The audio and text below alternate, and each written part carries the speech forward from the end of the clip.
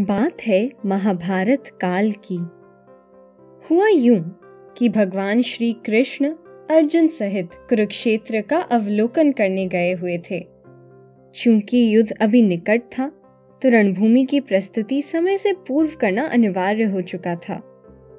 भूमि को समतल करने हेतु विशाल हाथियों द्वारा बड़े बड़े वृक्ष जड़ से उखाड़े जा रहे थे।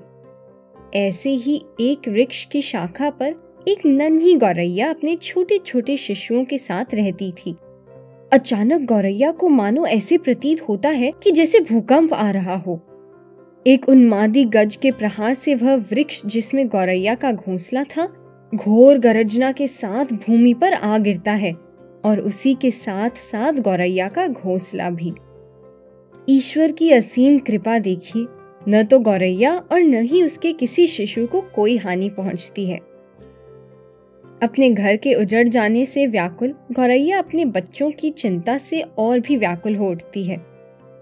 जिस वृक्ष पर मेरा वास था वह तो अब उखड़ चुका है। इस भूमि पर भी कल युद्ध होगा। चारों दिशाओं में मृत्यु का हाहाकार मच जाएगा। ऐसे में यह निष्पाप कहाँ जाएंगे? कैसे मैं इनकी रक्षा कर पाऊंगी? इस प्रश्न का कोई उत्तर गौरैया के पास नहीं था। भारी मन से अपने भाग्य को कोसती गौरैया ईश्वर से प्रार्थना करने लगी। विधि का विधान भी विचित्र है।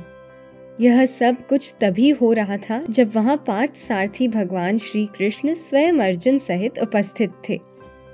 गौरैया की दृष्टि जैसे ही भगवान श्री कृष्ण पर पड़ती है तो एक क्षण के लिए उसका मन आश्वस्त हो उठता है। जब सृष्टि के पालनहार ही प्रत्यक्ष खड़े हों तो किसी जीव को भय कैसे हो सकता है? गौरैया ने अपने छोटे पंख फड़फड़ाते हुए भगवान को प्रणाम किया और उनके समीप जाने की चेष्टा करने लगी। अवश्यंभावी है, अंतर्यामी श्री हरि को भी गौरैया की उपस्थिति का आभास हो चुका था। त्राहिमाम त्राहिमाम, हे केशव, इस अभागन का प्रणाम स्वीकार करें। गौरैया श्री कृष्ण का अभिवादन कर अपने दुख का बखान करने लगती है। हे पद्मनाभ, हे त्रिलोक पिता, आप तो अंतर्यामी हैं। आपसे भला मेरा कष्ट कैसे देखा जा रहा है?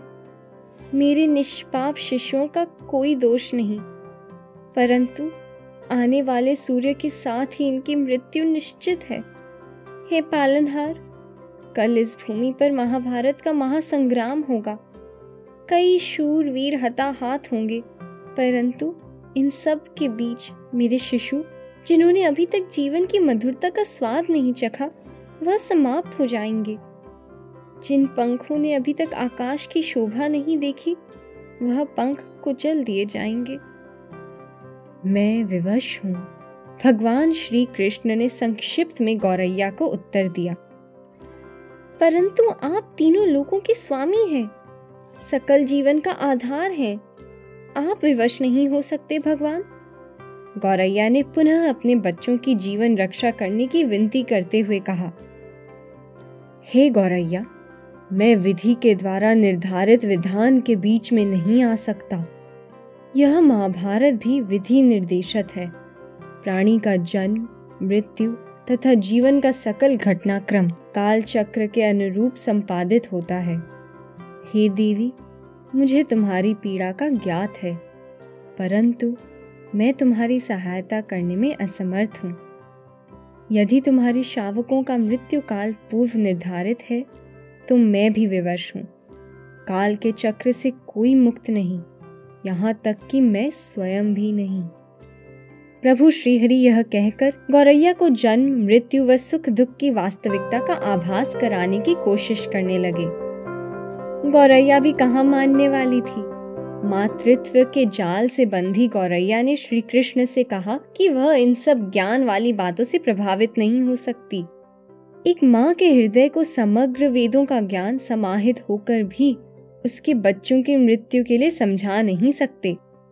यह कठोर बातें वेदज्ञ, महर्षि तथा साधु पुरुषों की निशानी हो सकती है, परंतु एक माँ का हृदय इन सब से ऊपर है। अतएव अपने विश्वास के भरोसे गौरैया ने स्वयं को श्री कृष्ण की शरण में समर्पित कर दिया। एक पक्षी से इतनी उच्च कोटि की बातों का श्रवण कर और गौरैया की कृष्ण भक्ति और मात्र प्रेम देख स्वयं श्री हरि विष्णु भी उसकी रक्षा करने को तत्पर हो उठे, भले ही इसके लिए उन्हें विधि के विधान में हस्तक्षेप ही क्यों न करना पड़े। तो सुनो, यदि तुम यही अपेक्षा रखती हो तो ऐसा ही होगा। अपने घोंसले में 3 सप्ताह का आहार व जल एकत्रित करो। भगवान के यह कहते के साथ ही गौरैया मानो खुशी से नाच उठी। वहीं इन सब बातों से अज्ञात अर्जुन ने अपने हाथ हिलाकर गौरैया को वहां से भगा दिया। कृतज्ञता पूर्वक भक्ति से गौरैया ने पंख जोड़कर नमस्कार किया और उड़ चली। 2 दिन के पश्चात शंख ध्वनि के साथ ही महाभारत का युद्ध घोष होता है। रथ पर विराजमान पार्थ सारथी अर्जुन से गांडीव मांगने का आग्रह करते हैं। चूंकि श्री कृष्ण ने युद्ध में किसी भी समय शस्त्र उठाने से मना किया था, अर्जुन के मन में इस बात को लेकर शंका व उत्कंठा जागृत होती है। एक क्षण को तो अर्जुन यह सोचकर ही प्रफुल्लित हो जाते हैं कि शायद समग्र विश्व में श्रेष्ठ धनुर्धर भगवान श्री राम के ही दूसरे रूप स्वयं श्री हरि उनके पक्ष में शस्त्र उठाने का निर्णय ले चुके हैं। ऐसे में पांडवों की विजय निश्चित है। हे केशव, आज्ञा दे, संसार में ऐसा कोई लक्ष्य नहीं जो मेरे बाणों से अभेद्य हो। अपनी उत्कंठा का समापन करने हेतु अर्जुन ने भगवान से पूछने का आग्रह किया। श्री कृष्ण बिना कुछ बोले केवल स्मित हास्य के साथ अर्जुन से धनु और बाण ले लिए। सामने दृश्यमान एक हाथी पर लक्ष्य भेदते हुए उन्होंने बाण चला दिए, परंतु यह क्या? बाण हाथी को लगने के बजाय उसके गले में बंधी एक घंटी से जा लगा और वह घंटी नीचे गिर गई।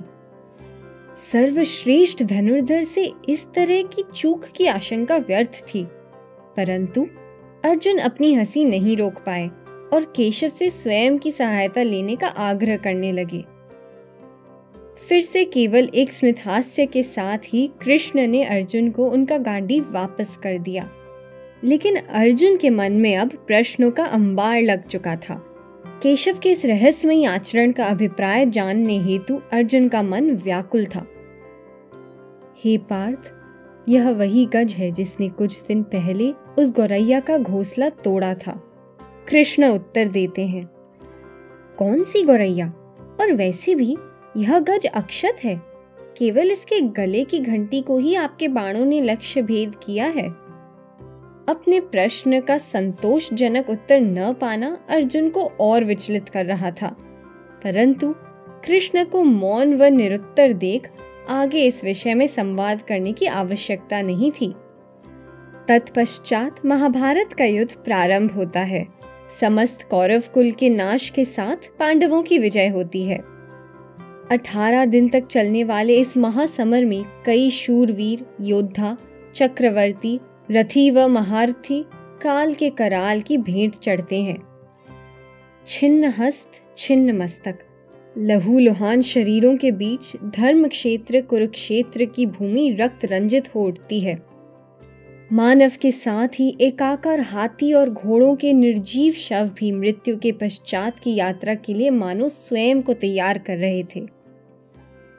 श्री कृष्ण और अर्जुन इस हृदय विदारक दृश्य के बीच युद्ध भूमि का निरीक्षण करने पहुंचते हैं। नीचे ही पड़ी एक घंटी के निकट श्री कृष्ण रुक जाते हैं और अर्जुन को घंटी को उठाने के लिए निर्देशित करते हैं। अर्जुन की जिज्ञासा को देख भगवान उन्हें स्मरण करवाते हैं कि यह वही घंटी है जो उस गज के गले की शोभा थी, जिस पर उन्होंने युद्ध से पूर्व बाण भेद कर नीचे गिरा दिया था। अर्जुन के लिए यह सब अभी भी रहस्यमयी ही था। उन्हें तो यह तक भी आभास नहीं था कि केशव के द्वारा युद्ध से तुरंत पूर्व संपादित इस कार्य का कोई उद्देश्य था। अर्जुन की इस घंटी को उठाने के साथ ही उनकी समस्त जिज्ञासा का मानो अंत हो चुका था। उनके हृदय में अब किसी भी तरह की कोई शंका का वास नहीं था। वह समझ चुके थे कि वह स्वयं पालनहार श्रीहरि के सम्मुख खड़े हैं। उस घंटी में से वह नन्ही गौरैया अपने शिशुओं सहित बाहर आती है पालनहार के उद्देश्य में प्रणाम करने हेतु भगवान की परिक्रमा करती है।